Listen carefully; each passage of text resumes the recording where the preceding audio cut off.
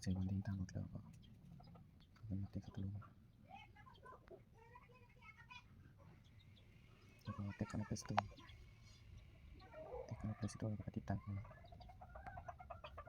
ล้วก็ติดตั้งไว้ในมือถือโทรศัพท์เราทำแบบนี้เนาะใส่เต็มร้อย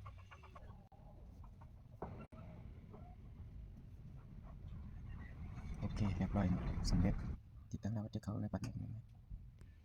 เตะเข้าไปแล้วก็ไปสมัครแล้วก็ลงมาแล้วก็เตะสนิทตรงนั้นเตะสนิทตรงนี้ตรงนั้นสำเร็จแล้วก็ดาวน์โหลดลงทะเบียนในเฟซบุ๊กก็ได้ลงทะเบียนใน Gmail ก็ได้ลงทะเบียนในมือถือก็เตะเสร็จแล้วก็เป็นลงทะเบียนในมือถือที่ประเด็นก็ลงทะเบียนในเฟซบุ๊กเนาะที่เขาเฟซบุ๊กลงทะเบียนในเฟซบุ๊กสภาพออกมาแบบไหนแล้วก็มันก็เป็นของเขาแล้วเนาะลงทะเบียนในเฟซบุ๊กตรงนี้เขาก็ขึ้นติ๊กเข้าไปใน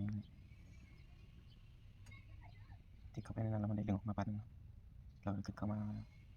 ในงานนี้เราอยากเปลี่ยนเขาก็เปลี่ยนนี่ไม่อยากเปลี่ยนก็มานั่งเปลี่ยนมาตัวเองเขาก็ใช้วันเดือนปีเกิดซื้อเขาอยากเปลี่ยนซื้อก็เปลี่ยนนี่เดี๋ยวจะเปลี่ยนซื้อใช้วันเดือนปีเกิด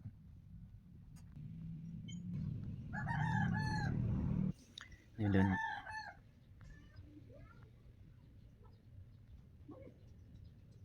เราสำเร็จแล้วก็เด็กยืนยันนะเด็กยืนยันซื้อนี่เป็นก็เป็นก็ได้แล้วเดือบเพชรไซส์ก็เด็กนั้นเด็กประเทศลาวเนาะแล้วก็เด็กประเทศลาวเราจดใส่กันแล้วจะออกมาประเทศลาวก็ติ๊กต่อประเทศลาวนะออกมาแบบนี้ก็สำเร็จประเทศลาวซื้อเขาในรูปมันออกมาตัวเองติ๊กในสำเร็จแล้วก็ติ๊กตัวนี้เข้าไปสำเร็จแล้วก็ติ๊กยืนยันแล้วก็ติ๊กรหัสรางวัลติ๊กตัวนี้ครับรางวัลติ๊กเหรียญตัวนี้10 เหรียญเป็นนี่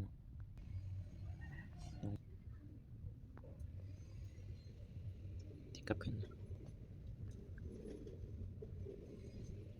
แล้วก็ติ๊กตัวนี้ติ๊กตัวนึงติ๊กกลับขึ้นอีกติ๊กอันนี้ออกมาหน้าตาแบบนี้ก็สำเร็จแล้วเด็ดตัวนี้เข้าไปตรงนี้คนเด็ดตัวเองครับตุอะไรมาแล้วอะไรมาหน้าตาแบบนี้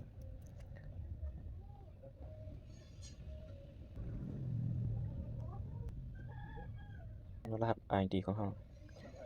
รหัสตัวนี้รหัสสมาชิกขึ้นลงมาครับติ๊กใส่นี่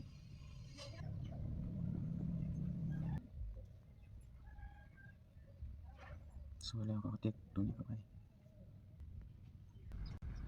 ใส่รหัสนี่นามแล้วเราก็ติ๊กใส่ตัวนี้เข้าไปติ๊กเข้าไปแล้วก็ยืนยันติ๊กยืนยันอันนี้ก็สำเร็จนี่เป็นรหัสในนามสำเร็จแล้วติ๊กตัวนี้เข้าไป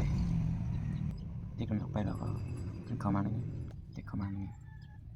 ติ๊กเข้ามาในนี้มันจะมีไลฟ์สดอยู่นี่เนาะวันไลฟ์สดโอเคสำเร็จแล้วเนาะสภาพมันสำเร็จแล้วนี่ก็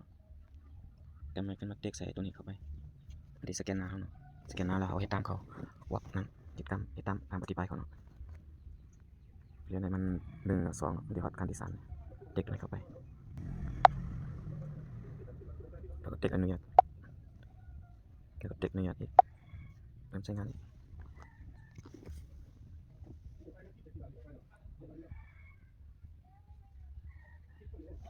7 มิลลิก็ผ่านแล้วเนาะมันมาใช้งานได้แล้วนะครับทำไมเราก็ขึ้นเด็กใส่ตัวนี้เด็กเข้าไปนี่